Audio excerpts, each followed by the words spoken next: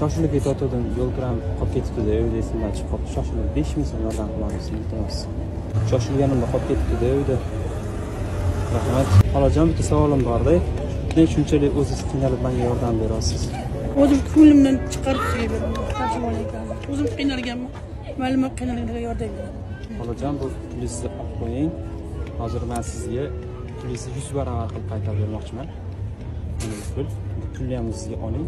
Siz menga yordam berganingiz uchun men sizga yana qaytarib yordam beraman, xolajon. Umringiz uzoq bo'lsin. Siz topgan tikinlarga baraka bersin. Biz Allohdan qaytsin. Lekin yirtqigan bu jasiyatizga yeting. Kimlarga otamning ijroatini ko'rib berayapman. O'ylamagan bu jasiyatda ota xudoyaman.